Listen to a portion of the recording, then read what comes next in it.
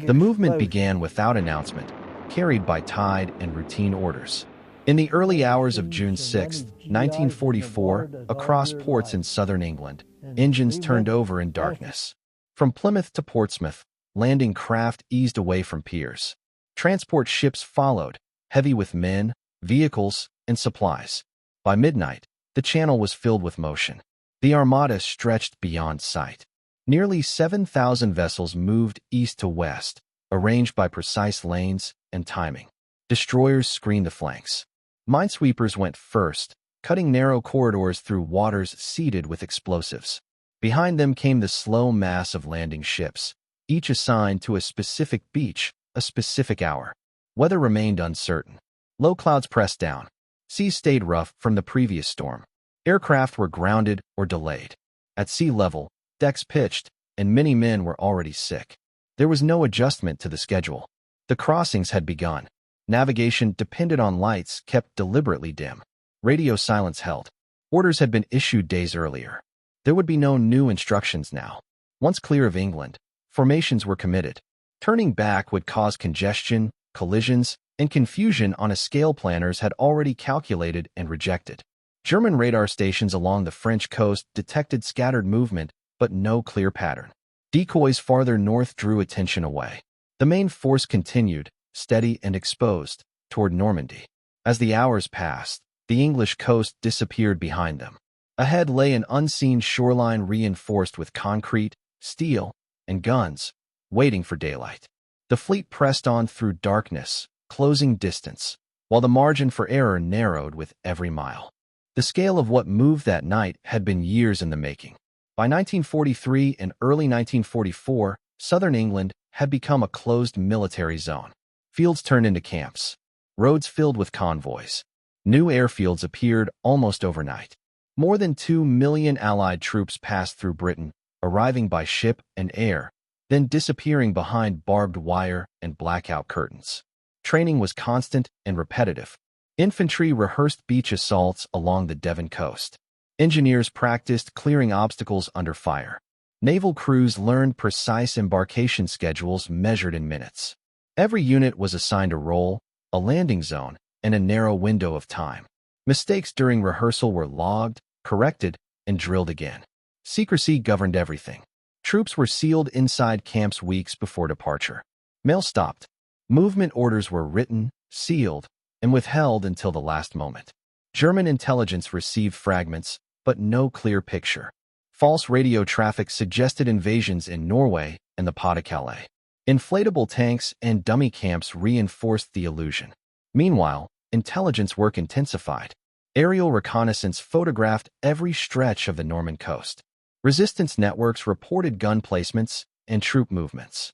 Intercepted communications revealed shortages, reinforcements, and confusion inside German commands, but also confirmed the growth of concrete defenses and coastal artillery. Weather reports were studied daily.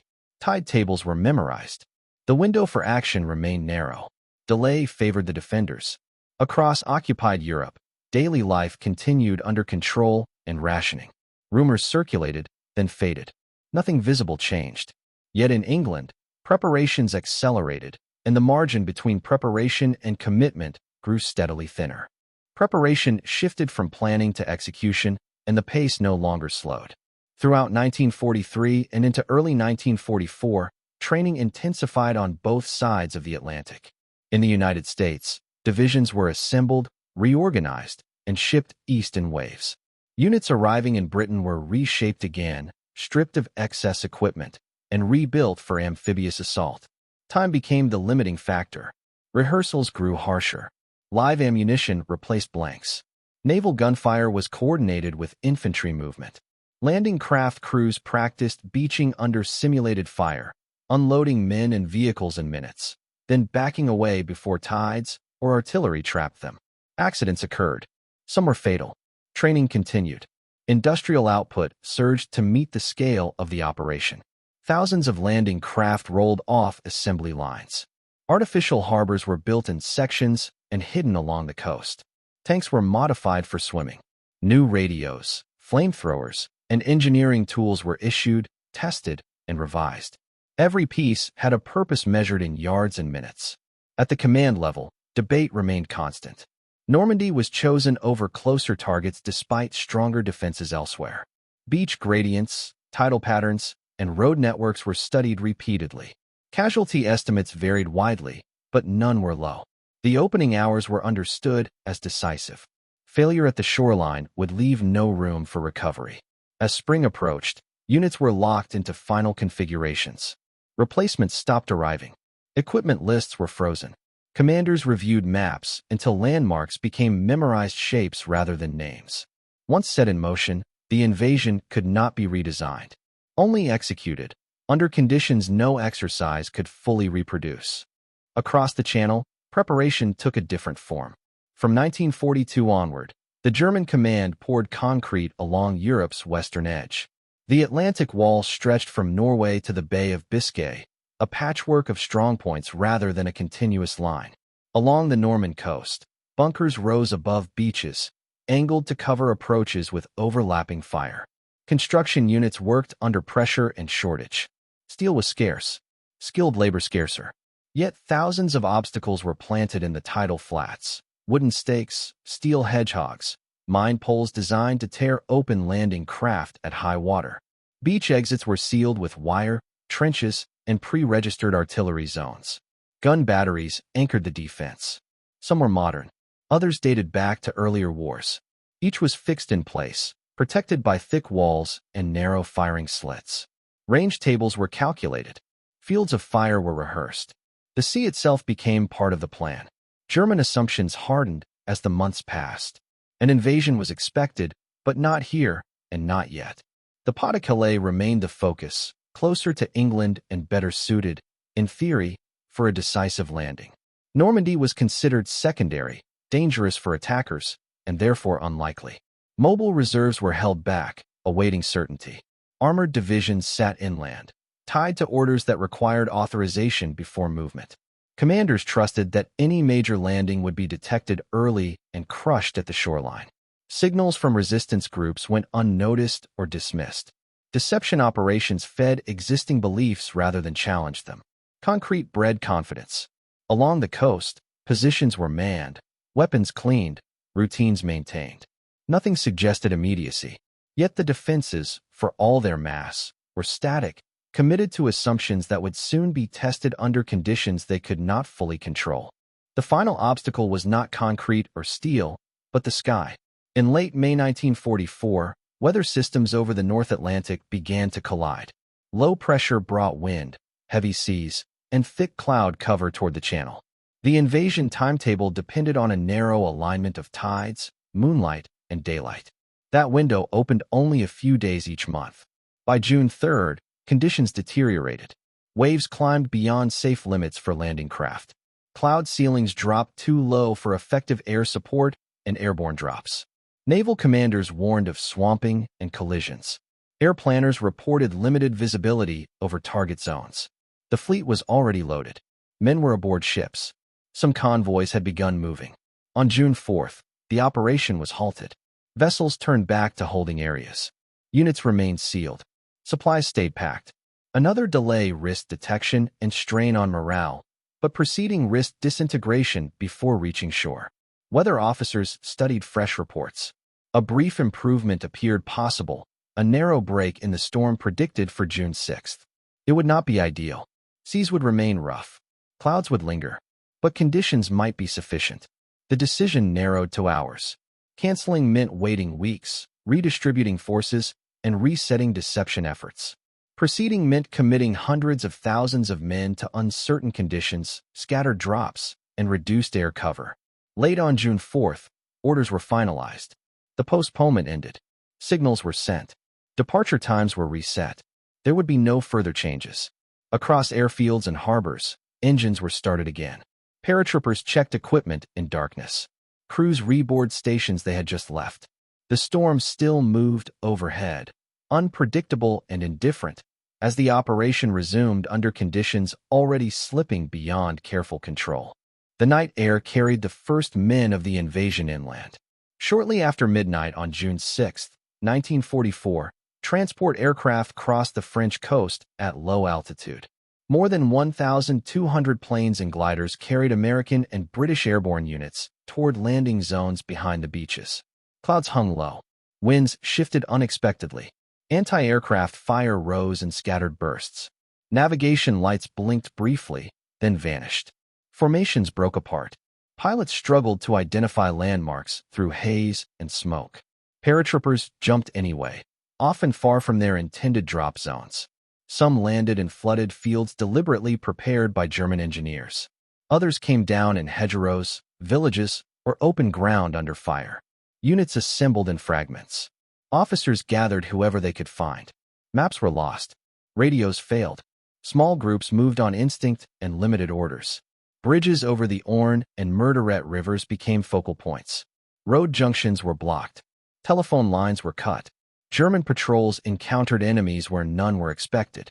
Glider landings brought mixed results. Some arrived precisely, delivering troops and equipment intact. Others crashed into trees, walls, or fields, killing crews on impact. Survivors regrouped quickly or fought in isolation. German response was uneven. Reports conflicted. Commanders received scattered alarms, but no clear picture. Reserves hesitated. The scale of the drops was unclear, and their purpose uncertain. By dawn, the airborne plan was incomplete but not broken. Key objectives were held or contested. Confusion spread beyond the drop zones, disrupting movements and delaying coordination. As daylight approached, scattered airborne units remained exposed, low on ammunition, and surrounded by enemy territory, holding positions whose value would soon be tested by events moving rapidly toward the coast. The sea did not soften the landing. It exposed it. At first light on June 6, 1944, assault waves approached 5 designated beaches along the Norman coast. Landing craft formed up in heavy swells. Many were late. Others were pushed off course by current and smoke. Naval bombardment lifted as scheduled, but not all targets had been silenced. Ramps dropped into gunfire. On some sectors, troops waded through water deeper than expected, weighed down by packs and weapons. Men fell before reaching dry sand. Obstacles meant to be submerged stood fully exposed, laced with mines. Tides forced landings into narrow corridors already registered by German guns. At Omaha Beach, defenses remained largely intact. Infantry units landed scattered, leaders killed or pinned down within minutes. Communication broke down. Small groups hugged the shingle, unable to advance or retreat. Engineers attempting to clear lanes were hit almost immediately, leaving armor stalled offshore. Elsewhere, conditions varied. At Utah, currents pushed landing craft south, away from the strongest defenses. Units regrouped quickly. Progress inland began earlier than expected. On Gold, Juneau, and Sword, resistance was heavy but uneven, shaped by terrain, timing, and the survival of key officers. Across all beaches, plans dissolved under fire. Initiative replaced coordination. Individuals made decisions measured in seconds. Some attacks stalled completely. Others broke through narrow gaps and held them at high cost. Smoke thickened. Wrecked craft burned along the shoreline. Casualties mounted as fresh waves arrived into the same fire zones. By mid-morning, the outcome remained uncertain. Some footholds existed. Others were barely clinging to the sand, exposed to counterattack, dependent on momentum that had yet to be secured. The fighting did not end at the waterline. It shifted inland by yards. By late morning on June 6, 1944, surviving assault units began to stabilize narrow sectors of beach. Engineers worked forward under fire, clearing obstacles and opening exits through seawalls and dunes. Explosives were placed by hand. Some charges failed. Others worked, carving the first usable gaps off the sand. Armor followed where it could. Duplex drive tanks that reached shore provided immediate fire support. Others arrived later, unloaded directly onto beaches still under artillery observation. Naval gunfire adjusted targets inland, responding to spotters calling down fire on gun positions and troop concentrations threatening the fragile perimeter. German counterattacks came in fragments. Infantry moved down roads and hedgerows toward the coast, often without armor support. Air attacks were limited. Communications between German units were strained by earlier disruption and conflicting orders. Some attacks reached the beach approaches and were driven back by combined naval and ground fire. Supply remained the critical problem.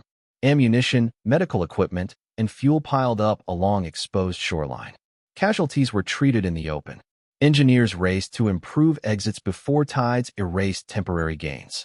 Weather continued to complicate unloading schedules, slowing the buildup ashore. By afternoon, the beachheads had depth, measured in hundreds of yards, not miles.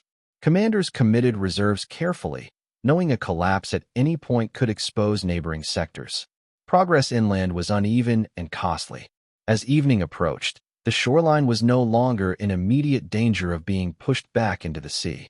But the position remained thin, dependent on constant reinforcement, and vulnerable to coordinated response that had not yet fully materialized. Darkness settled unevenly over the coast, broken by fires and signal lamps. By the evening of June 6, 1944, Allied forces held a continuous but fragile lodgment along parts of the Norman shoreline. The gaps between beaches remained dangerous, yet command posts were functioning. Units were reorganized. Stragglers were absorbed. Clear chains of authority began to replace the chaos of the morning.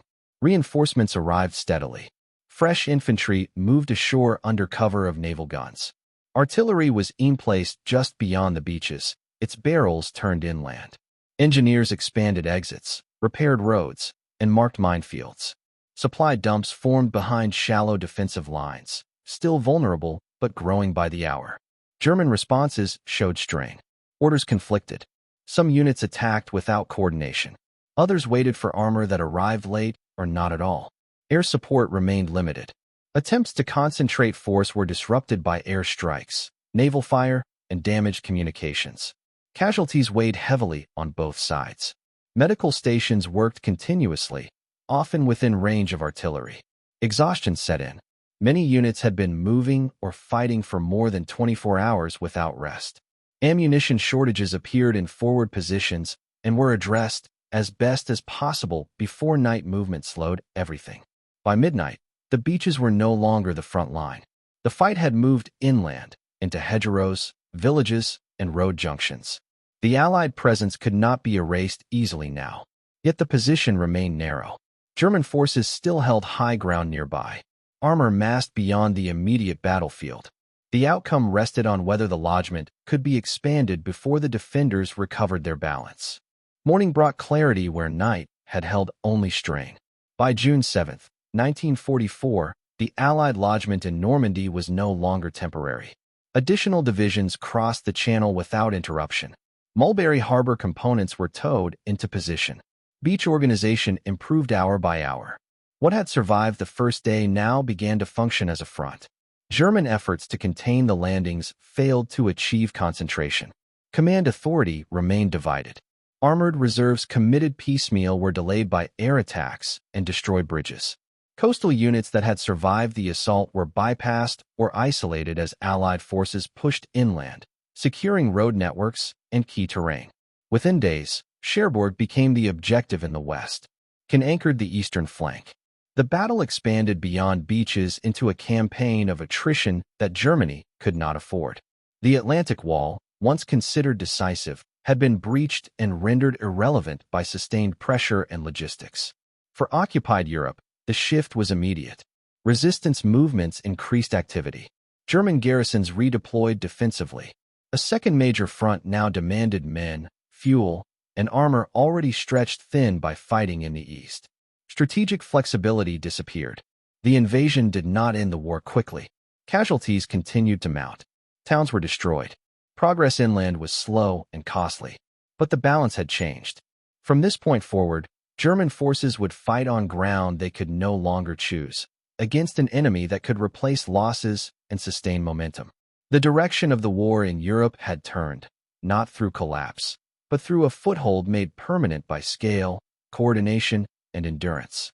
What followed would take months, but the path itself had been fixed.